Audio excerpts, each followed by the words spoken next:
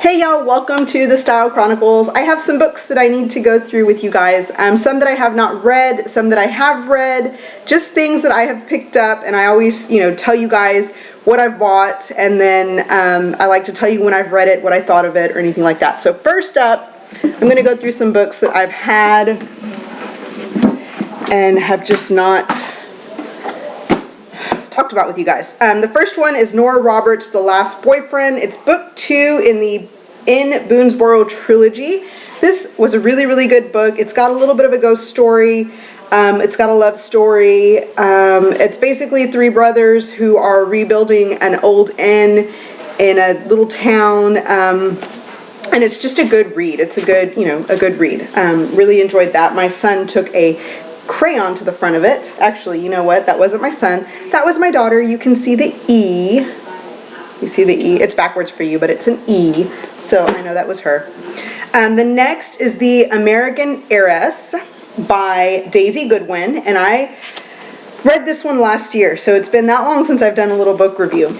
This one is great. It's about an American heiress from Newport. Her name is Cora Cash, and she is beautiful, and she's the richest girl in the country. I forget whether her parents were, what tycoons they were. I don't know if they were railroad or lumber or steel, but her dad was like a tycoon.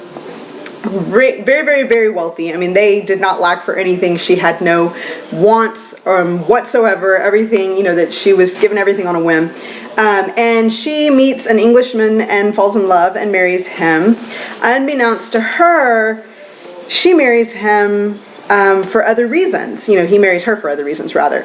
So it's a great story. It's set in 1893, at a time when a lot of Englishmen who were noble or given titles, English titles in the countryside, were marrying Americans for their money, not so much because they were in love. It was because they needed a means to support their English families and the land that they had for generations.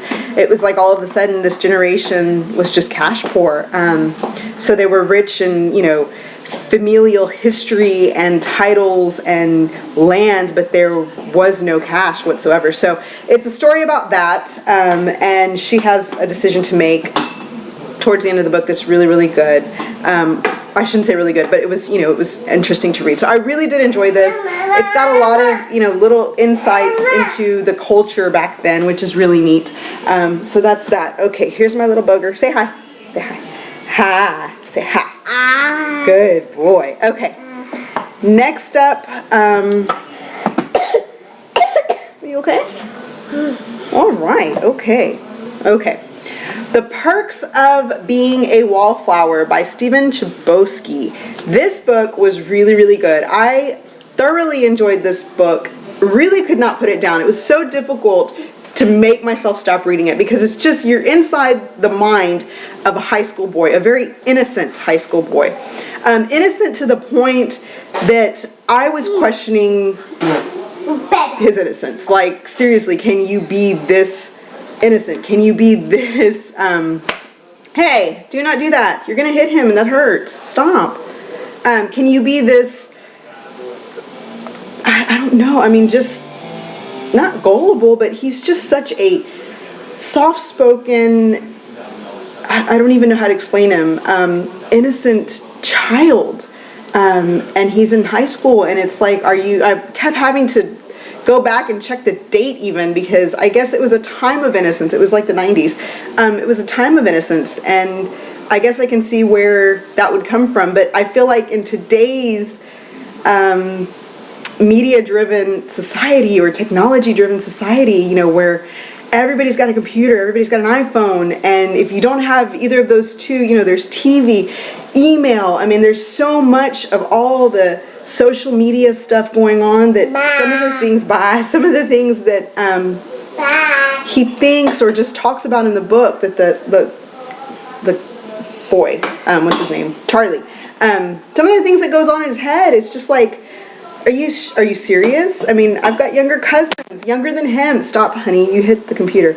In middle school, who I know are not this innocent. You know, I mean, it's kind of crazy. So it's really good. And then the end of it, well, not even the end, it's kind of midway through, you start to kind of figure out why he is the way he is, or why his mind works the way that it works. And it becomes clear that there were other things going on. And that, at that point, was a little unsettling for me, because I've never had to deal with the topic that this book broaches on.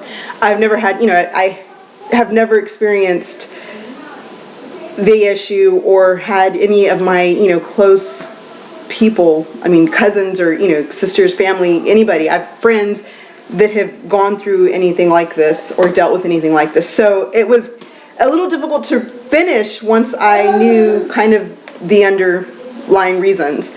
Only because it was something that I was like, ooh, you know, I don't know if I want to read the, you know, the rest of it. I don't want to know anymore.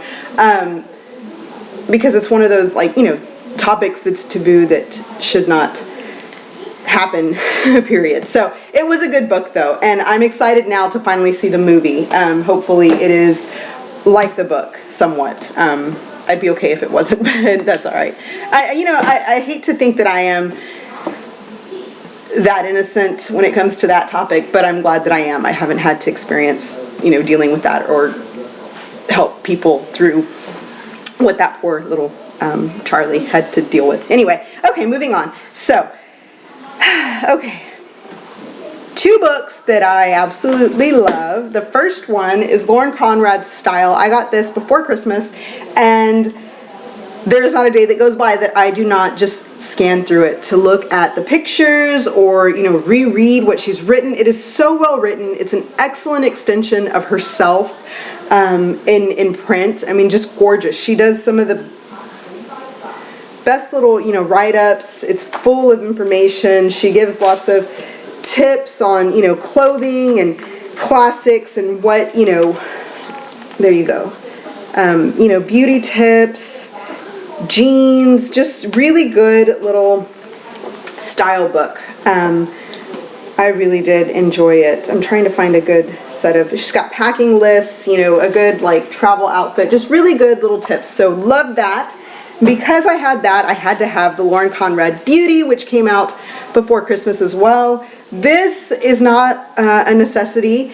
I think the style one is. I think anybody who enjoys, you know, style or beauty or anything that related to that, I think this is a definite for you. Definitely read it. It's great. This is one of those that you could give or take. I love it because I love her, and it's an extension of that book minus the fashion. It's just more beauty. Hey, hair and fitness related. Put that down. You're going to hit my computer. So great book. Still, you know, I like it because it's her. Cupcakes and Cashmere by Emily Schuman. This book is, Emily Schuman is one of my absolute favorite bloggers. I read and then reread her blogs so many times. She's just great. She's, I mean, awesome at everything she does. This book, like I said, Lauren Conrad's book is a good extension of herself. This is a great extension of Emily Schuman's blog. Everything on here is so true to her style, and if you're a blog follower of hers, you'll recognize her style right off the bat. I mean, it's just all her. The way she decorates, the way she dresses, her makeup routine, and she is pretty simplistic when it comes to certain things, but she is so glamorous and so fancy at the same time that it's a little, it's a little crazy. So, you know, she touches on entertaining and things like that. What? I don't know what you want. What do you want? You want the book? Okay, he's going to read the book. Read the book. Okay? All right, so that is that one. That one was a great one. I love that one too. If you're into style and all that stuff, you'll enjoy that one.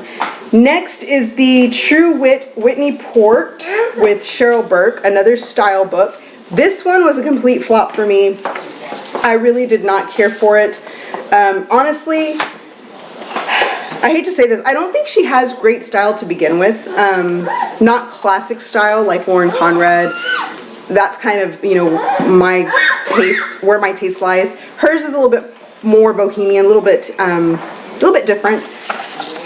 The tips in here it's, you know, nothing that you've never heard. The other thing is I felt like it's a little too scrapbooky. The pictures are not clearly set like on the page. They just look like they're scrapbooked together. Pictures, hey, stop. The pictures of her, the same. I just feel like it's, you know, thrown together. You can see there's another one. Hey, you guys, stop. Y'all are hitting the computer every 5 seconds. Like here. Really, you know, just scrapbooked. Not, it looks like literally somebody just pasted them on the page and then said, okay, print. I really just don't care for it. So even like here, I don't know. I was not thrilled with this book.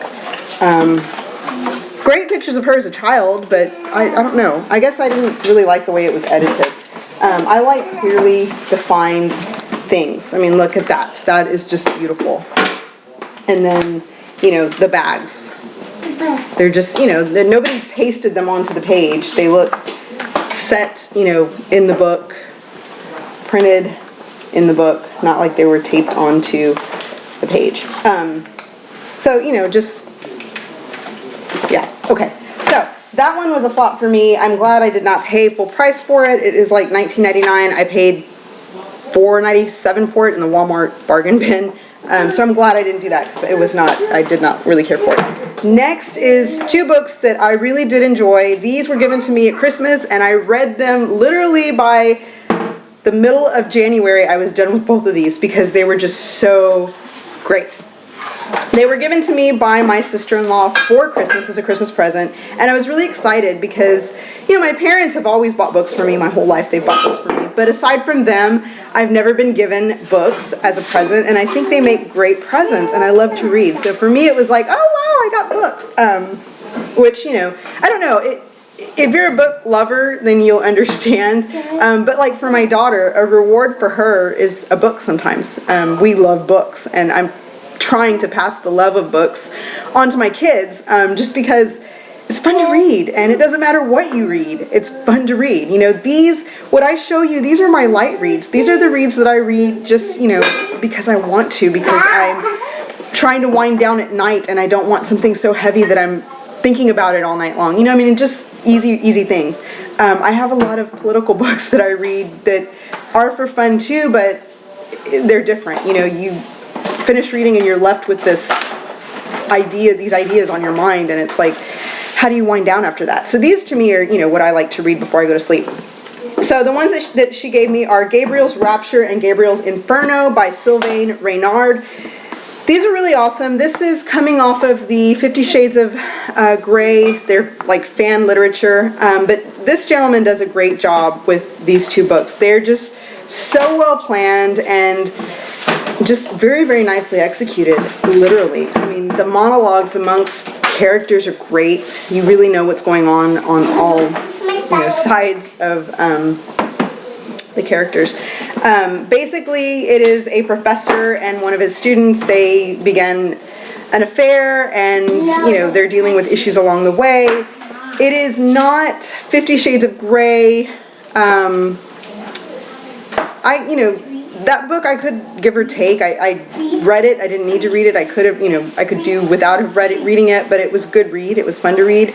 It was different. It was something I've never read before, so it was, you know, it was different. And these are along that line. They're just not as explicit or as vulgarly explicit as 50 Shades. They are lighter and just, you know, it's a love story. It's a beautiful love story, and it touches on some things, and, you know, that's fine. So, great books. There is a 3rd one in the works, which I am anxiously awaiting. I'm not exactly sure when it will be released, but I'm curious to continue the story of Professor Gabriel Emerson and Julia Mitchell. So, really, really great. It's some of it is set in Italy, which is really, really nice. Italy will always just have a special place in my heart. That is where my husband and I spent our honeymoon. So anytime I get to read anything about those things and places we visited, I love. I just really, really love. So loving those. And the last one is Barred to You by Sylvia Day, a Crossfire novel, which is another book along the lines of 50 Shades that I have not read yet, but hope to read in the near future, week or so. So that is that. The other one that I'm reading, and I pulled it out last night to try and finish, is Safe Haven by, you guys know, Nicholas Sparks. Yes, Safe Haven by Nicholas Sparks. I got that one at the beginning of February, and then it was sent to me in the Pop Sugar box of February, and I gave the copy that I was sent, I gave that to my sister-in-law because she had not read it yet. And then mine, I am literally on the third to last chapter. Great book, really, really good book. It's got a good, love story to it. It's Nicholas Sparks, so of course it's going to pull at your heartstrings from time to time. But it is great. It's got a really good little twist in it. Something that I really did not see coming, and it's really interesting. So I'm hoping that the movie, once I am done with the book, I'm hoping the movie is as good as the book is, because it is truly a great read. As most Nicholas Sparks books are, you're either a fan of them or you're not, and if you are, you know his style. He's got a very romantic style, so that's that. Those are the books I'm reading now. Share with me what you are reading and what you have loved, because I'm always looking for something else. I literally, when I get down to only having like 2 or 3 books left to read, I start to panic, and that's when I go out and I'm just like, oh, I need more books, and I, will like buy 5 or 6 books at once, because I'm so scared that I'm going to run out of something to read. It's bad. Anyway, so let me know, and I will talk to you guys later. Say bye. Bye. Bye. Bye. Bye. Bye. Okay. Thanks for watching. I'll talk to you guys later. Bye-bye.